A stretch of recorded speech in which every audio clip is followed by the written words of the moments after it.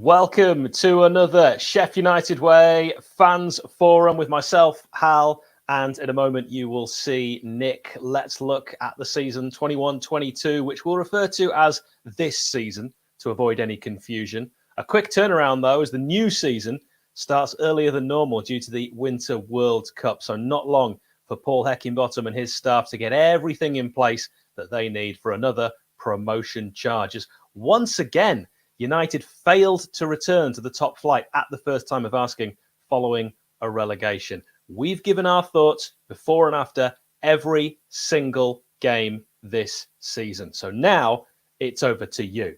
Myself and Nick. Here he is. Hello there. How are you doing today, mate?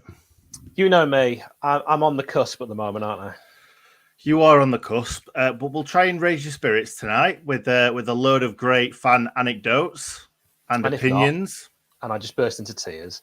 Nick will take over, but we will pose the questions, and we want you to join us either on screen if you've responded to the request online, or in the comments as you watch. Please do get those comments coming in. Without further ado, let's get into it as we welcome our first guest, Julian Taylor. Hi, guys. It's great to see you. Great to see you, Hal. Great to see you, Nick. I was saying earlier, it's like being in the presence of social media royalty here. So great to be with you guys. Here. Absolutely love that.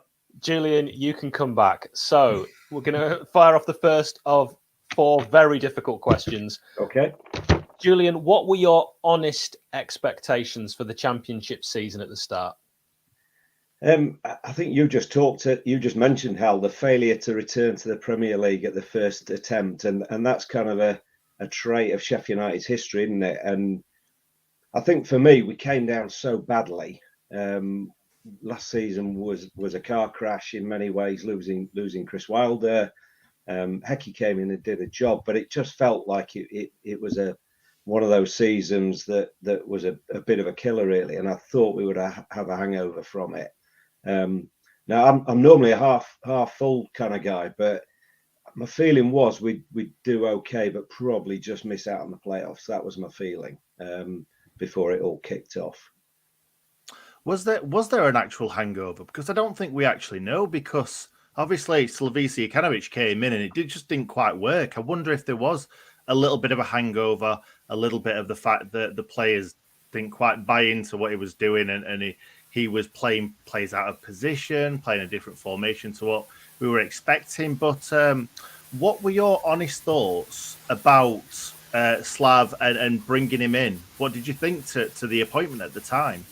It's a funny one, isn't it? Because on the face of it, you look at it and you go, wow, it's an ambitious appointment. They've gone for probably on paper the best guy for the job. But again, you kind of look back through the summer and even go back to when Wilder left, and you think we've had all of that time, and it felt like there'd been nothing planned. There was no sort of continuity planning in place to say, what are we going to do? And there were the rumours, and we obviously as fans we don't know how substantial they are, but there were the rumours all summer that we were chasing Blessing. And it almost felt like, yeah, he's the best person for the job, but he was our second choice. And he came in late. We had, what can I say, a pretty lousy pre-season, pretty lousy build up to the new season. And I think that showed in terms of almost the first 10 games were almost pre-season, weren't they? They were almost the games that were trying to get us up to speed to get playing. So on paper, great appointment, but it just felt like it wasn't handled in the best way possible for me. Yeah, I know exactly what you mean, Julian, and I think lessons have probably been learnt. And what did you initially think when the board made the decision to sack Slavisa Jokanovic and then appoint Paul Heckingbottom on the 25th of November? In terms of the sacking, I was going to say mixed feelings, but they weren't mixed really. There's part of me thinks, as a person who runs a business, is you've got to stick with people sometimes, and you've got to give them the chance to grow into a role and sort of achieve success.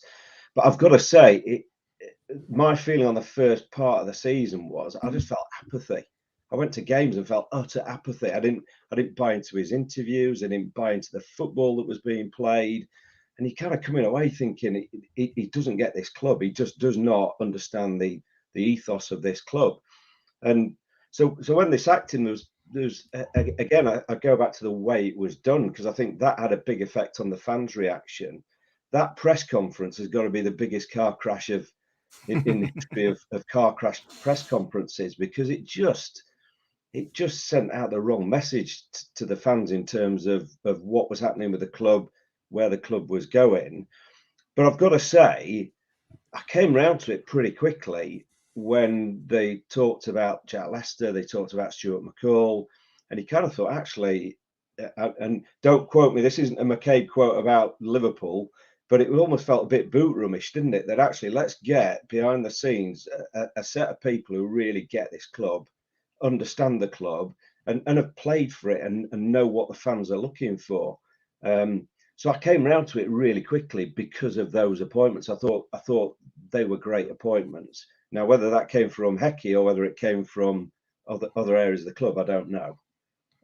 Yeah, we're still actually waiting for that final coach. Hecky did say that he was going to bring in another coach, and it never actually happened. So obviously it went that well that they obviously didn't feel like they needed to bring someone in. So maybe there is going to be somebody else coming in to fill that void. I don't think there really is a void, but maybe he'll bring somebody in who thinks is someone who's a good fit.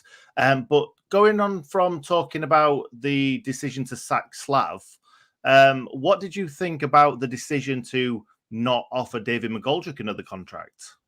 I love David McGoldrick. He's my hero. I'll never. I like you, Julian. I really like you. I'll never forget that afternoon at Hull City, and I live near. Sadly, I live near to Hull, so they're kind of my local rivals. They're the people who give me stick when we don't do well against them. And I was sat in the wrong end of the ground because I couldn't get a ticket in our end, so I'm sat with a load of Neanderthals around me, all threatening to kill me. And McGoldrick, just that to me was the afternoon where he really just showed what that badge meant to him, and he ripped Hull City apart single-handedly, and he gave us that push to promotion. So I'm very biased when it comes to talking about David McGoldrick, as you can tell. I suppose my question on the decision to not retain him was, did we have to do it that early? Why didn't we wait until the dust had settled on the season? We knew what division we were playing in. Because actually, I think in the Championship, he could probably still have a role at the club, even if it's coming on for 20 minutes. He could come on and he could make a difference. And I think he could also be one of those people. I think Billy Sharp's another one who maybe got that longer term role as well, maybe fitting into that sort of that coaching team that you've just talked about, Nick, and actually being somebody who could be part of the backroom staff. My point that I made with Hal the other day was that if the shoe was on the other foot and Billy Sharp got that injury halfway through a season, he'd not done very well early on in the season, would he have been in McGoldrick's shoes right now? And would McGoldrick still be at the club? Because in my opinion, I feel like if McGoldrick plays all season, McGoldrick doesn't get released. Yeah. I'd agree with that completely. I think a slightly different tangent there, Nick. I've got to call out Billy Sharp as he's another star, isn't he? And you look at him now, and I mean we've all watched him all the way through his career, and I'd say the guy's probably fitter and dare I say it, slimmer than he's ever been in his whole career. The guy is so determined to keep playing for Sheffield United. There's another statue needs to go in the car park at some point, isn't there? Yeah, he's definitely not a fat lad from Sheffield anymore, is he? No. Julian, as the comments have said, you are spitting straight facts. We've really appreciated having you here. Thank you very much for joining us on the Fans Forum. Thanks for giving me the time. Great to meet you both. Thanks, Julian. Julian Taylor, check him out online, as he's told us he's also known as Cave Blade on the S2 forum. Brett Brooks is where we're going to head to next. Brett, thank you very much for being here with us. Love the shirt. Evening, chaps. You all right? Yes, we are well. Nice to be on. Well, it's good to have you. How do you look back on the season? What are your overriding feelings? Well, obviously after the start, if you'd have said when Eki came in for Bristol City, weren't it? If you'd have said we'd have made playoffs, we'd have probably all laughed, wouldn't we? But he turned it round. He got the club back, didn't he? It started to feel like Blades again. Obviously, Slav, as Julian said, he didn't get it, did he? And although his record suggested that he might have turned it round, he is a second half of the season man, isn't he? Prince decided to act. My first initial thought were it's premature, and he wants a yes man in Eke. And I'm glad to say I'm wrong. I think, although that said, now I think there is some pressure on Eke because he took us over in Premier, didn't he? And he steadied it. Then he's come in when we were on a downer under Slap, and now this is his time. He's got to do it now. He's got to make the signings. He's got to get us ready pre-season, get a good pre-season, and he's got to go for a promotion push on his own with Stuart and Jack, who I love. I just love that team. I love that team. Stuart McCall I loved as a player, I just think he's an absolute. I think he's a quality coach, and he's a quality. He's a quality bloke, isn't he? His reaction at Bradford when they got promoted and he fell off top of the car. I mean, we all love that.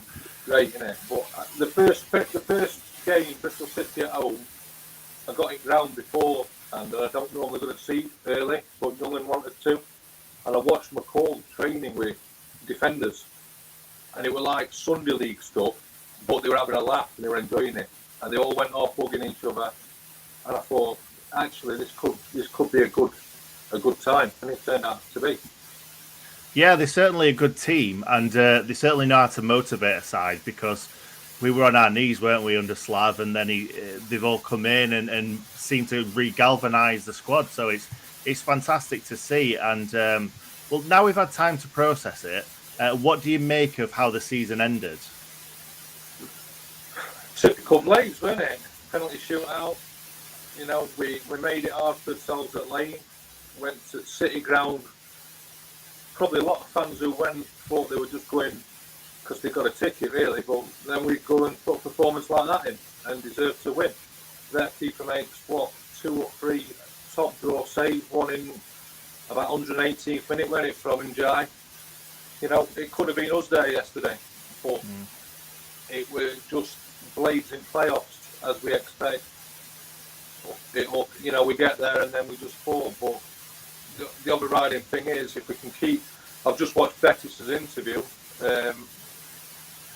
If he's true to his word, which is a pinch of salt at the minute, isn't it? You know, we see how we are last week of July.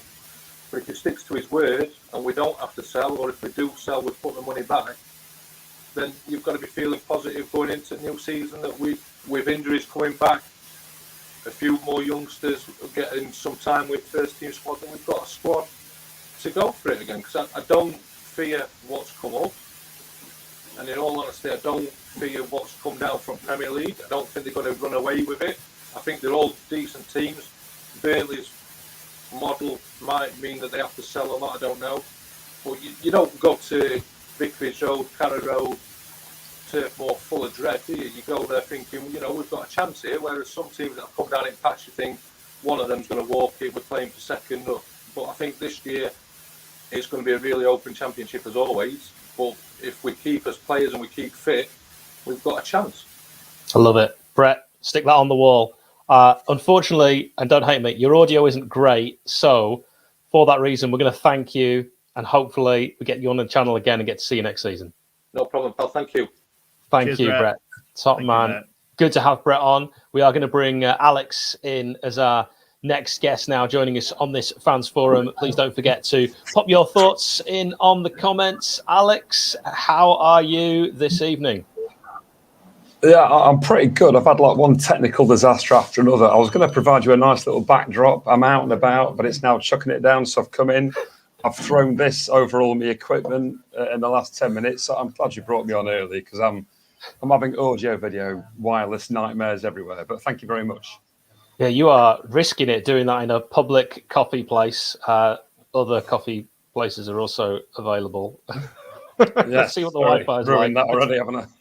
Let's give it a go. So how do you feel about returning loan players? I thought we'd throw this one at you, totally unprepared. Players like Max Lowe, Ollie Burke, CEO Stephen Bettis telling us today that an offer was rejected for Lowe in January. Yeah, I think I don't think Lowe really wants to be with us. I suspect he had a bit of a bad time. I don't know what he expected signing really with so many other left backs or left wing backs that we had available. So to be honest, if Forest want to pay a fair price for him, fine. I would like to have someone better than we've currently got. I think, depending on development of Reece and where he's going. I think Ender's best days are behind him in terms of being a consistent performer. So if he's back to sell, fine. Accept 7 million from Forest and make it 5 million if they'll take Ollie Burke with him. I'm sure he's a great impact sub in the Premier League. Fantastic. He actually wasn't bad in the Premier League for a couple of games. It's like Lundstrom. He's better in a higher league than a lower league. Yeah, I think you're right, mate. I think you're right. Reece Norrington-Davies, then you're not a massive fan of Reece? No, I am, but I just think we lost 13 games this year. If we want to go up, that's got to be single figures. I mean, we need players that play well, 38, 39, 40 games a season. He might well do that next year. I mean, you could really see, couldn't you? And he's a developing player, and he's young, and Hecky knows best. But if Hecky doesn't think he's going to be that player, I'd rather we bought and had someone at or close to the level of Bogle on the other side. If Lowe comes back and he wants to make a go of it and all those kinds of things. But given he's just, been to a playoff final and won, I think his head will be elsewhere. So it'd be good business to sell and invest in a position that's, we've got a lot of quantity. We haven't necessarily got the quality that we really need to get somewhere. Yeah, I know exactly what you mean. By the way, before we continue, I love that shirt and I wish I had that shirt. I've been looking for that shirt for such a long time. You can't beat shirts that you've been promoted in. Yeah. Memories, absolutely. Damn right. Yeah, absolutely. So, last season, what was your game of the season? My game of the season, part of me thinks Swansea, but actually I think the away day at QPR where just... the players absolutely up in the fans. Players you don't normally expect to see doing that kind of thing. Egan and Norwood. It was proper old school chaos in the away end. I'd go for that. I'd also like a little shout out for Fulham though, because I think that's just been forgotten in terms of the achievement as it was at the time. And I also think Illiman's goal has been underrated or lost a bit because of 2 wonder strikes. For me, that goal by Illiman was like Michael Owen in the World Cup 20 years ago. Here's someone who has arrived. It's fantastic. So it's great to have contenders for goal of the season. I was in Bramall Lane Upper Tier when George hit that shot, and you could hear it. You could hear the ping off the car from where I was. But even so, to watch Illiman do that right at the start of the game, having poured out the pub, not expecting a lot, and then watch that happen, that's what it's all about for me. He is future. Fantastic. Oh, he is. I could not agree with that more. So you've probably just teased us there, but who was your player of the season, Alex? Do you know what? I know why Morgan will get all this stuff, and he'd probably get my ultimate vote. But I just know every time, I watch most games from behind the goal. Every time I see Egan, nobody moves the penalty box defending unless he tells them where to go. I think to play every minute, and you look at the next player down, how much fewer minutes, and down again, he's played 50% more minutes than almost everybody else in that squad.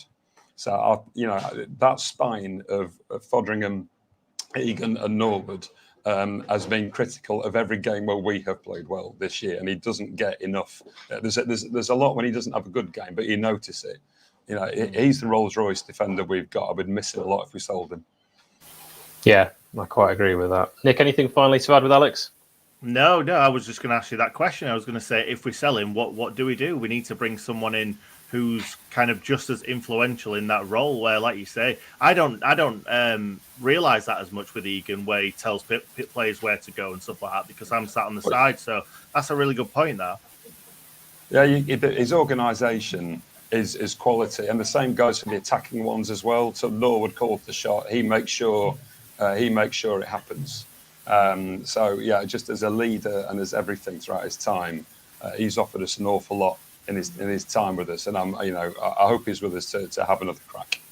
Yeah, quite agree. Alex, we're going to leave you there to enjoy the rest of your late night caffeine, to be honest. I don't know what they're. Yeah, I'm going to a gig over the road. That's why I'm here. So thanks very much for having me on.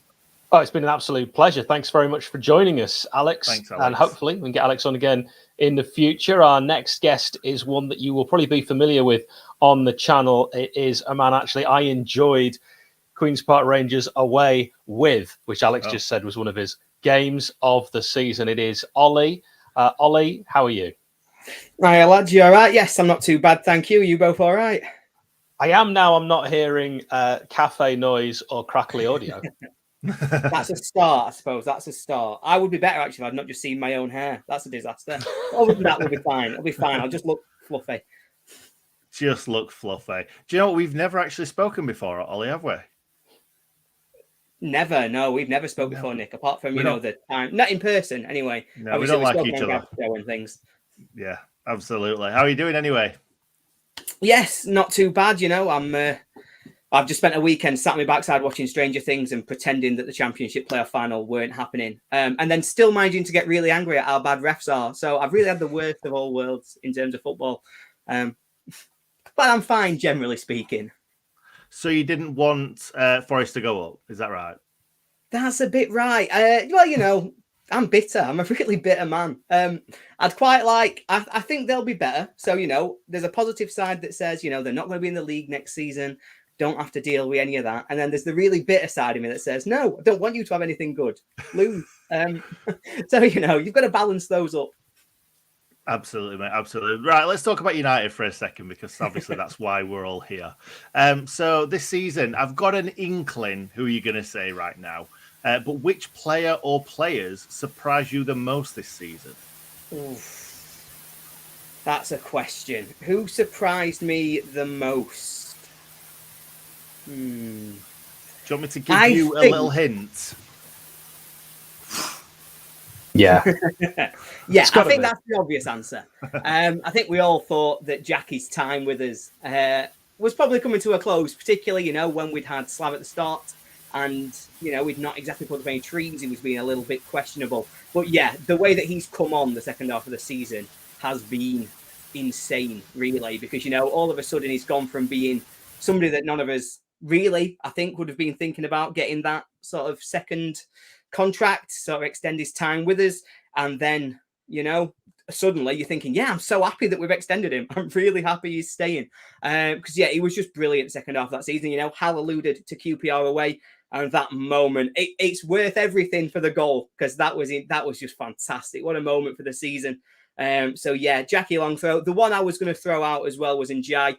Start of the season, he was a young lad coming in. We had high hopes. We thought there could be something there, but the impact that he's had on the squad, I think, has been huge. And I think if we were going off where I was at the start of the season, Njai has to be a contender for that role as well. I don't know if you just saw that again, Ollie. Hal popped it on screen. Wes Fotheringham. Is that a shout as well? That's a fantastic shout, because let's be fair, none of us thought he was going to be number one. We were all excited. We've got this international goalkeeper, lads. He played in the Premier League. So, yeah, it turns out that Wes is 100% the answer. Because he's been insane. So I've given you so many different answers, but the correct one is Wes. I love it. The correct one is Wes. I mean, at the start of the season, we didn't really know about Iliman Ndiaye. We'd seen him briefly under Paul Heckingbottom in the Premier League, brought on as a sub. But actually, it was on this channel where Prince Abdullah, the owner of Sheffield United, actually alluded to the fact that the best signing we were going to do was actually already at the club. And we now know that was Iliman Ndiaye, who really burst onto the scene against Peterborough at home. But that was, of course, already into the season. We'd had a month and a bit. And then we saw the generational talent of the Senegalese. Are you hopeful the club can retain the services then, Ollie, of our most coveted players? CEO Stephen Bettis saying United today don't have to sell players, but everyone has a price. You could be a Bond villain, Hal. I'll be honest with you. The way of selling that, Perfect. I'd like to see most of the players stay, if I'm being honest.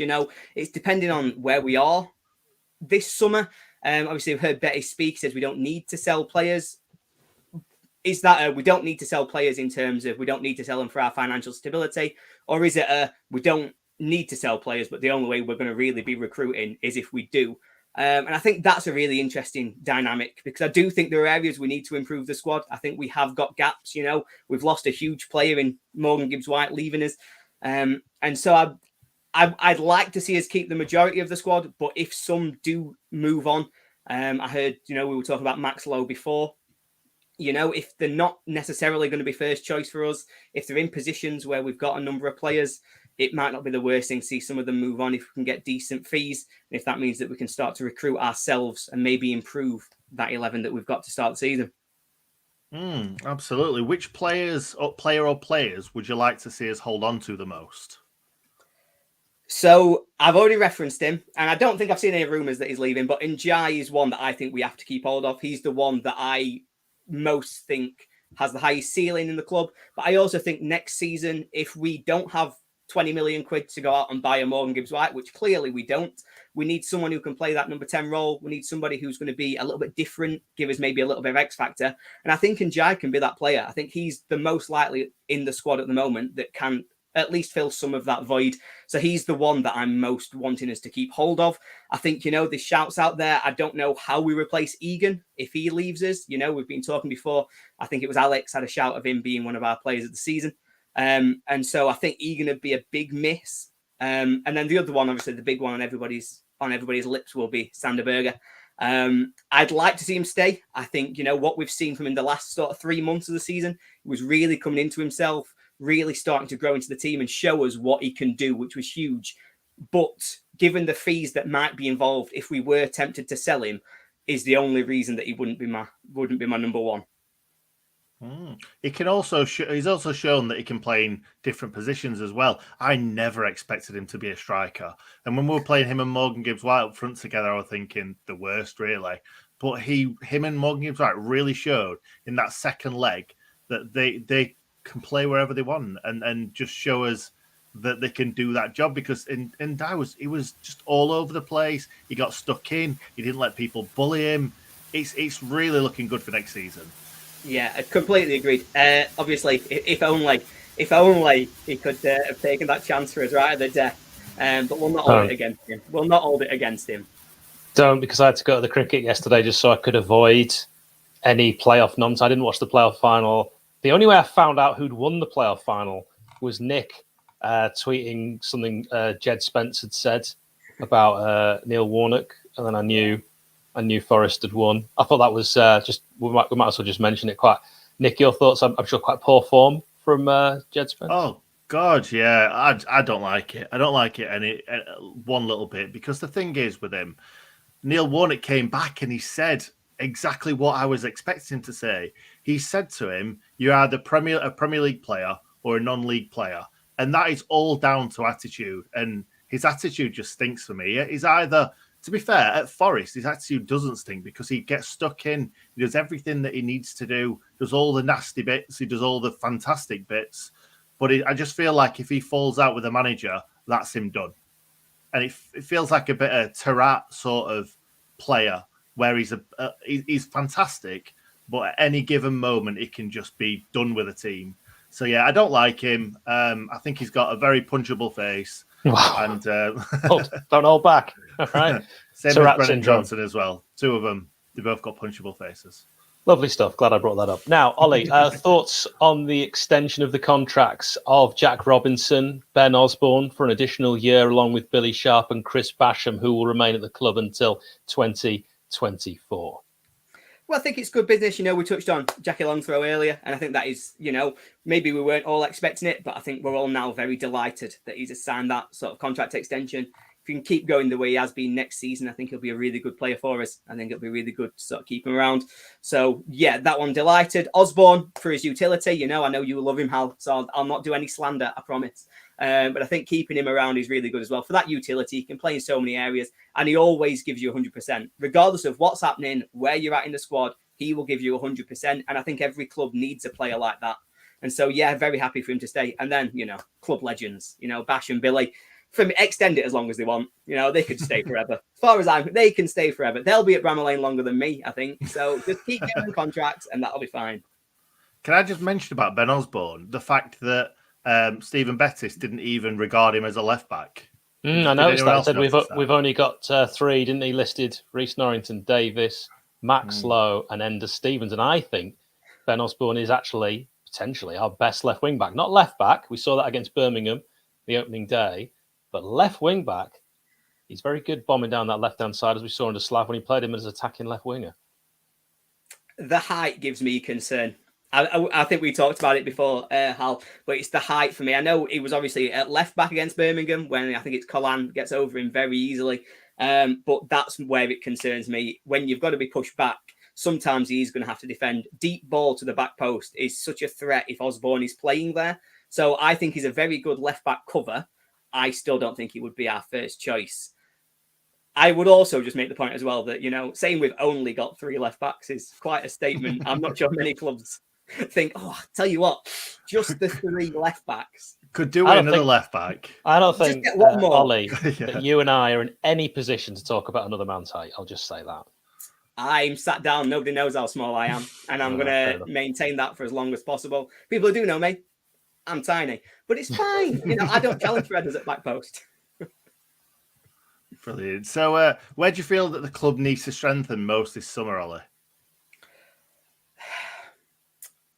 This is a question that in my own head, I'm annoyed because I don't know. Do you not think we need more strikers and left backs? So I think left back was, 50-50. I was like, if we could just get one in. But I think it's centre mid. I think midfield is where I most think we should target. I think the 2 that we've got, Norwood and Fleck, obviously, I love them. I'm never going to say a bad word. Well, I am because I do repeatedly, but not in public. Am I going to say a bad word about either of them? But I do think, we need to freshen that up. We need to start thinking about, what comes next, what gives us a little bit more energy, what maybe changes it when we're struggling towards the end of games. And so I think midfield is the one position I would really be targeting.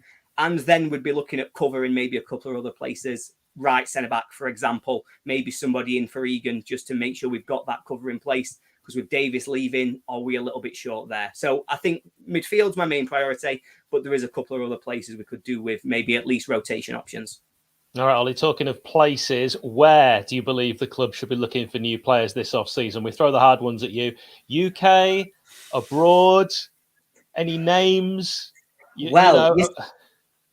This is the question, isn't it? So I'm going to say, I'll tell you what, I think we should make sure we take advantage of the abroad market.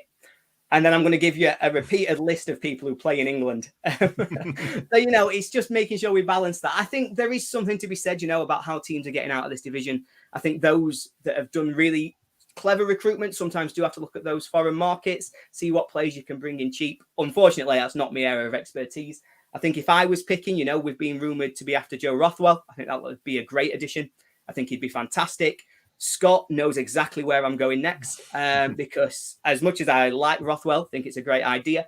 I've seen as rumoured to be linked with Dan Ballard, defender, who I also think would be a really good addition. I think that'd be a really nice one for us to bring in. And I'm basing that entirely on how good he was for me on Football Manager. But the final one there, if we've got any money at all, and whatever it is, I'd throw it at Scott Twine.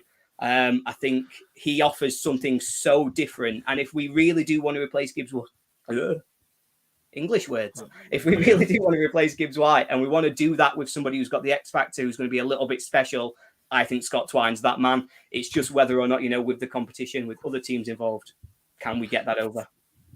My thought is that really last season, whatever we're calling it, I can't remember what Hal said.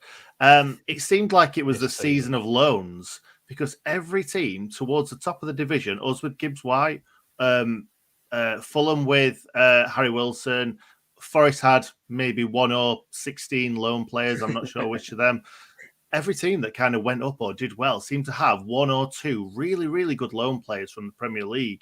So maybe that's something of kind of things to come really in the future. So instead of having loads of money to throw at players, because we were all worried when we brought in kind of Howrahan, Gibbs White, all these players on loans. But actually, maybe that is the way to get promoted. Yeah, I think that's a really good point. I think as well, particularly, you know, in the Championship at the minute, I don't think finances for any club are particularly strong. I think, you know, even though we've got parachute money, I don't think anyone's going to be going silly after the impact of COVID, after different things affecting clubs in different ways. I think loans probably are a way to really make sure you get that special talent into the club. But obviously you have to wait and see. I think if we're being proactive in our transfers, you want to get them done early. But I don't think that's really the way that the loan market is necessarily going to work. I think it'll probably be more like we did with Gibbs White, where you're waiting and come August, you're then kind of saying, right, who's available? Who are the key men? And are they any good? So that'd be a really good one for us to do. But I don't think it's one we can target straight away. I think it's more of a late window business deal. Well, Harry Wilson was on loan at Fulham, Nick. He's now signed permanently. So we'll throw that in there for a bit of Billy balance. No further questions. Ollie, thank you for being part of the end of season fans forum. Really appreciate it. Anytime. Thanks for having me, lads.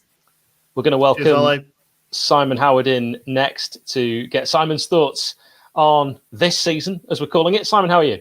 I'm good, thanks. How are you guys? Oh, hearing the quality of your internet has just lifted my heart. So yeah, I'm nowhere near Sheffield, so that's probably why. Where are you? Northampton. Northampton, beautiful part of the world. So, what are your thoughts? What are your thoughts on the rumours of a potential takeover? Ooh, it's a tough one, isn't it? I know it's massively divided the fan base, hasn't it? And I can sort of understand why. I guess football's changing, isn't it now? And it's sort of run as a business now. You know, it's not great for fans to sort of think of their club as being run as businesses, but that's the way we have to look at it now. And I think with no sort of firm names, it's very difficult to have a strong opinion. You know, with some random American that nobody's ever heard of, who apparently has got a worth of $7 billion to basically nothing. It's a really difficult one to sort of try and get your head around. But I'm definitely in the camp of be careful what you wish for. I just think that it's. Do we really want? You know, at the minute we're sustainable. You know, like I said earlier, it's not great being run as a business, but we're sustainable. It's the way football's going, especially after COVID, even more so. You know, I think we're a little bit ahead of some other teams. You know, give it 3-4 years, and players in the Championship on big contracts are all going to be run down, and I think we're just a little bit ahead of that at the minute. And I think it's important that we don't do anything silly to ruin that. You know, we're steady, we're running, we're doing well. We just need, I think, a little bit of a plan, a little bit of a maybe sort of 5 to 7 year plan with an objective probably of, you know, being in the top 24, 26 teams in the country, which is going to involve a little bit of yo-yoing, obviously, between the Premier League and the Championship. But I think that's what we need to, you know, that's what we need to accept as a fan base. And at the minute, I can see that seems to be what's happening. And it's difficult because we're not privy to obviously any of the talks or discussions in the boardroom. So again, you hear rumours that we've got no money. I heard an interview with Betis earlier saying there is going to be money to spend. It's what you believe, isn't it? But yeah, my thoughts on it really are just be careful what you wish for, and fingers crossed that. You know, if the club does get sold, it's sold to good people. Yeah, do you know what, Simon? You're absolutely right. I never understood why people thought it was a bad thing to be a sustainable club. I don't want our club run like just writing a blank check. Like I watched the Sunderland Till I Die documentary. Yeah. And as soon as the money's pulled, look what happened to Sunderland. Like they're gone, aren't they? Yeah, exactly. Hal, don't be pulling no faces at me. Listen, a blank check is, if it continues forever, it's not a bad thing. It isn't, but ultimately, God, you know, do we really want to be sitting here in 10 years' time, just, you know, moaning that we'd come fifth in the Premier League and missed out on the champion? You know, we've only come fifth, we've missed out on the Champions. I'm okay with that. That's because you're Southern now. I'm not. I'm more northern than you. We've been over this. I'm the most northern, literally speaking, right now. And you know, maybe I'm too ambitious. Maybe that's my only flaw. No, you've got to have ambition. It's like I was saying. You know, I think a realistic ambition is for us to be a top a top 26 team in the country, and there's nothing wrong with that short term, 5-year plan, 7-year plan, and then you see how it's going from there, and then you want to be one of the best 17 teams in the country after that, don't you? Yeah, absolutely. And I was speaking to Ewan the other night, who's going to be on in a second, or maybe not a second, maybe a fair few minutes. And I don't mind being a yo-yo club. I think I'm absolutely fine. It's exciting football. It really is. Look at Norwich. Yeah, fair enough. Norwich have gone down bottom the last last 2 times they've been in the Premier League. But it's exciting football. You're not a Crystal Palace that are just hoping to stay in the league for as long as possible. It's boring. I don't want to be. Anyway, let's get back on topic, Simon. So, it's all right. It's not your fault. If the club is sold, how will you look back on the Prince's time as the owner? Ooh, good one. I suppose you kind of have to deal. You have to kind of deal in facts, really, and the facts are that it's been the most successful time in the club's most recent history. I know people say you had the Bassett era, the Warnock era, but football's moved on a lot since then. So ultimately, I think we'll probably look back on it if he sells the club, who he sells the club to. Then we'll look back at it. And I think if he was to sell the club to a decent owner, I think people in 10 years, 15 years time will look back on his time as very successful.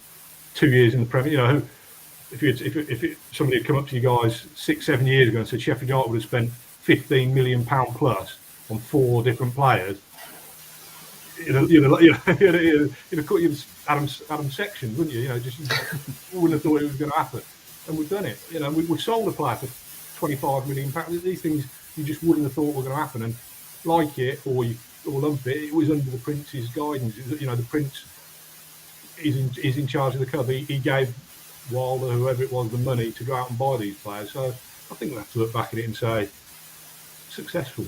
I'll certainly look back at it, and it's given me the best times I've had as a Sheffield United fan, which isn't difficult.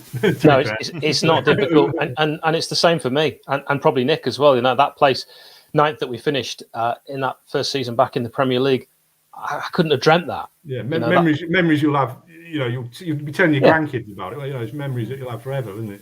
I mean, that performance at Tottenham away, when Didsey scored a perfectly good goal, and we won that game 2-1. I'm not having anything else. That's one of the best performances I've ever seen from a Sheffield United side. These are memories that I will always cherish. Arsenal away, I thought we played fantastic. Chelsea away, I thought we played fantastically. Up against it, Man City, a game we should have drawn, and they actually changed the entire rules because the referee got in the way. Moose's goal, there's nothing wrong with that. Just this thing that Billy hit in the post. Chelsea, there was the games that we couldn't see as well, wasn't there? The Chelsea and the Tottenham games at home. We smashed them to pieces. 2 years ago. And people will say, the Prince got lucky and it was all down to Wilder. And to a certain degree, it was down to Wilder. But you've got to give the Prince his due. Well, let's keep that in mind, because if you could say anything to the board right now, Simon, and imagine they're watching, what would it be?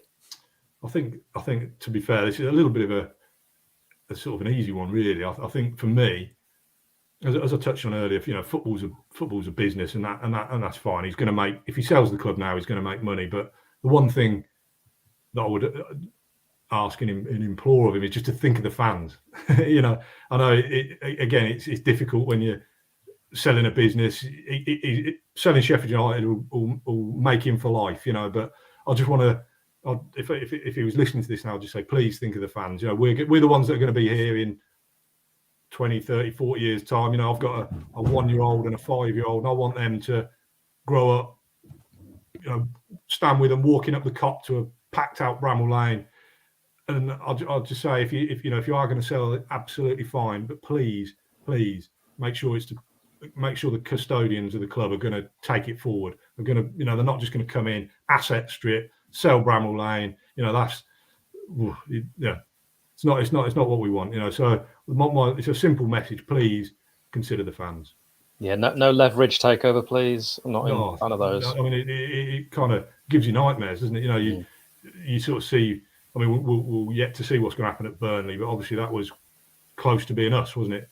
If what was rumoured to was going to be true, that McCabe was going to sell us to to the Burnley owners. You know, I don't know. We need to at all costs steer clear of anything like that. But at the same time, wouldn't it be the most Sheffield United thing to, you know, get ourselves on an even keel, running a proper business, and all of a sudden sold to some random American and the assets are gone and it's chaos. But yeah, we'll see, won't we? But let's just hope that everything he's done so far was sort of.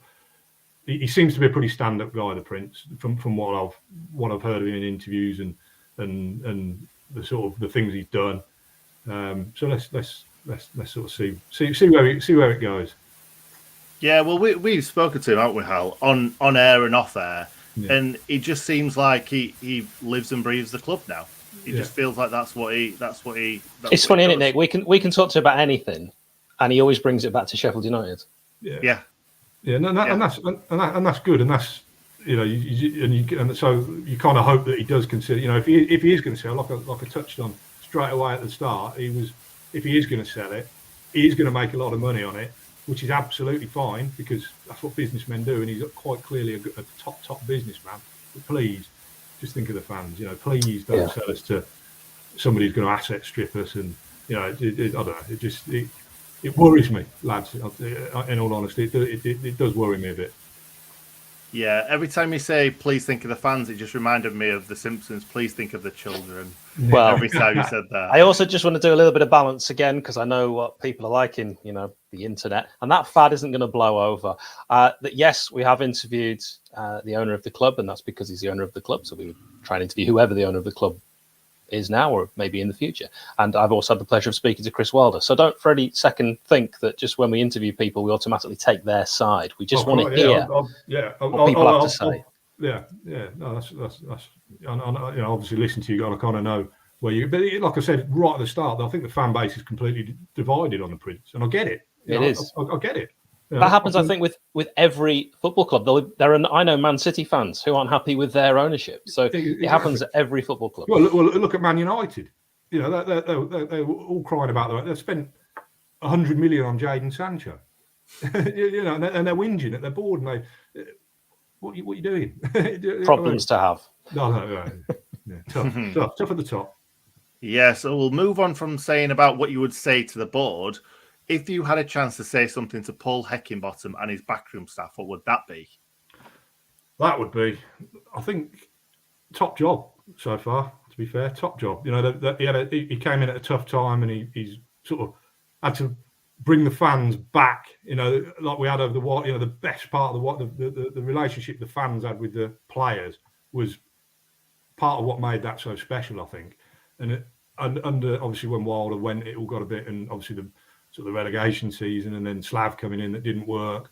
It kind of divided, you know, it pulled the fans away from the play, and it just didn't quite work. And I think he done a brilliant job, you know, re-engaging the fan base with the players and basically giving us our club back as such. You know, it was great. The one thing I would say that we, not a criticism of him at all, but the one thing that I think, if he can get the mentality in the players back, the winning mentality, you know, the best thing about the season when we went up was you didn't think we'd lose. We're going to games, and it was like, we're not going to lose this game. We're not going to lose this game. You looked at our team sheet and you thought, we're winning this. And that if we can get that mentality back into the players, I think we win the league next year. You know, and that's, you're right. And my only worry is I went to a few away games this last season, whatever you want to call it, and they just didn't turn up or didn't fancy it. Yeah, and that never happened, did it? No. Wherever we went away from home, we don't know. And if we did lose, we were never getting hammered. Well, it was always a bit unlucky, 1-0, 2-1, bit unlucky. But it was that mentality. They had such a good mentality, and I think Hecky's done a great job. You know, Hecky and the back room, so they've done a great job. It's just try and get that mentality back into the players. And I think, you know, we're as Sheffield United fans, you know, we're a simple bunch. All we want is for the players to leave it out there, isn't it? All we can ever ask of the players is leave it out there. Give us 100%, and the fans will give you 100% back. It's that simple. You know, we've never been a club that every club enjoys a Morgan Gibbs White, a bit of a tricky player, but that's not us. We're grit and steel, aren't we? We're the Blades. We want that sort of. But Morgan Gibbs White gave us that as well. Don't you think Morgan Gibbs White gave us that as well? Illiman and Dye, all these tricky players, they leave everything out there, and that's another reason why we love them. Exactly that, that's if we can get that back. In my opinion, we've got the squad, a couple of additions, and we're top 2 next year easy. I love it, Simon. You've been a pleasure to speak to. And I really admire your passion. Thank you for supporting the channel. Thank you for being on the end of season fans forum. Thanks a lot. Thanks, Simon. Let's bring Ewan in, who is our final guest. We went from underrunning to being bang on time. So, Ewan, thanks for being here with us. Hal Jr., I mean, is the implication there that I am older than you? Well, it's the running joke, because when we did that watch long ages ago, Nick, everyone kept calling me Hal 2.0. 2.0. That's fine. So, and Hal, you are older than him. That's not like age is. I mean, no one knows how old I am. Well, older. Nick, I've told you, and you're going to keep that to yourself. I've got a stage age. I got my real age. Let's leave the mystery. Then? Well, I'm 26. Ewan, let's move on to Terra Firma. What are your hopes for next season, mate? Well, a number of things. I think it's with the end of last season, how it ended, it was really positive. I think it's weird to say, even though we lost in the playoff semi-final, I came away from that feeling fairly positive because of just, I think, the end of season form, really. We didn't go out with a whimper. We gave everything that we could. So I think hopes for next season would be keeping the nucleus of the side we've got. I think we probably have to accept 1 or 2 might go. But if that frees up funds in terms of either transfer fees or, more importantly, wages these days, that would be good. Remain free of major injuries that massively cost us this season. I don't think there's any escape in that. Brewster, I hope to have a bit of a breakout season next year. I do. I mean, I know there's a lot of skeptics about him, but I do think he's technically good, and I think he's just a good kid with a good attitude.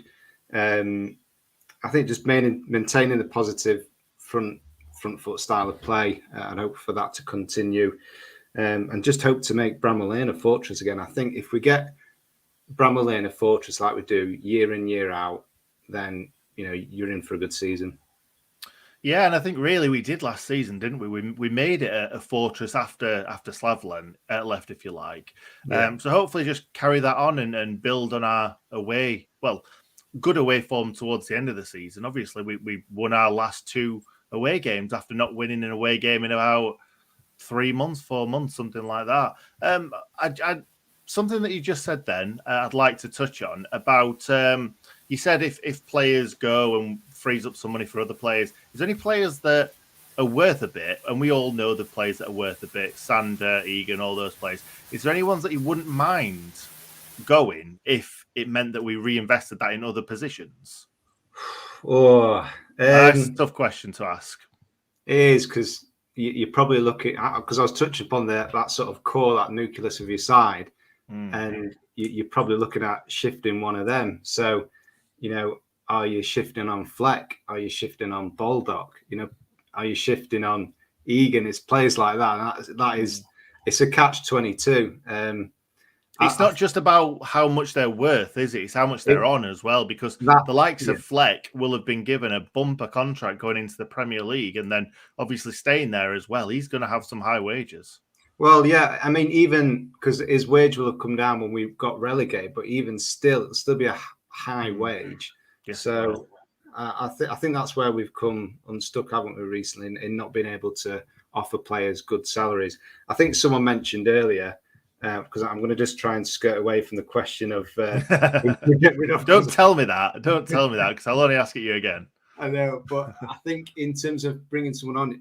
Someone mentioned earlier about bringing in a central midfielder. I really want to see an athletic central midfielder. We don't have that athleticism in the middle. No disrespect to Fleck and Norwood. They've got the certain qualities. But there's times when the play just goes through them, and we just need like a Patrick Vieira Championship player. Oh, that'd be easy to find, a Patrick Vieira Championship player. But you know what I mean, though. It's so that that heavy-handed, I don't know, number 4 that you want that just dominates the middle. And I think at times when we're getting run through a little bit, we're missing that. So hopefully that's on the agenda. I was going to say another striker, but it's just because they've all been injured, haven't they? But I think once Brewster comes back, Brewster and Ndai, that'd be exciting to see. But I think fans will have to be patient with Brewster. He's obviously had a lot of time off, and we'll have to see how he gets on. But we've got big old Bill, haven't we? So we'll be fine for a bit. Big old Bill. I love that. My question to you now, mate, is formation-wise, what do you want to see next season? Do you think we should keep it as we are at the moment? Because obviously we're playing that 3 centre-backs, the wing-backs, the 2 defensive midfielders in Fleck and Norwood, or Fleck and Sander, or whatever. But Sander's actually better going forward, in my opinion, because we're playing kind of like almost 3 strikers or 2 attacking midfield, 2 attacking strikers, and then it was a weird sort of formation towards the end of the season. What are you expecting to see next season? I think very much the same, and I think we should continue in that way. That's our identity, our style of play. We tried to risk it when Slav came in and go to his sort of formation style of play. It just didn't work with the personnel we've got. We've got a way of playing. Just stick with it. I have to confess, I was obviously excited, like many others, when Slav came in. And I thought, let's see a different style of play. But it's better the devil you know, isn't it? And we probably should have stuck to the way that we knew could win games at this level. So I think Hecky's a good coach. You can see sometimes in games where he tweaks the formation, where either we're chasing it or we need to change it up because there's a certain player that's maybe honing in on one of our players and struggling a bit. So I don't think we're that rigid with it. I think we can adapt, but I think in terms of our sort of go-to formation, it should just stick as it is, and get the right players for the right positions. Yeah, I feel like last season we had to play 1 striker and 2 attacking midfielders because of how many injured strikers that we had. So next season, I'm expecting us to see 2 strikers up top with either a kind of a flat 3 or 2 defensive midfielders and an attacking midfielder. So it'll be exciting to see what Hecky does either way, because we've seen him being really good at geeing the players up, but now it's time to see what he's got, what he's made of as a manager. Yeah. So moving on a little bit to talking about kind of the running of the club, United World. What do you reckon to it? What are your thoughts on United World? I think it's really hard to assess its value really at this point in time, because it is a long-term project. You're talking about a group of clubs. Trying to steal a phrase from what the hierarchy say. Trying to get that synergy. Everyone loves that word. It's horrible, isn't it? I hear it all the time in my line of work. It's a long-term thing. So I think fans should expect, not to see much impact from that. Probably not in the next 5 to 10 years. That's how sort of long-term I see it. But I do like the idea of it, because it's a case where you get people sharing knowledge and best practice.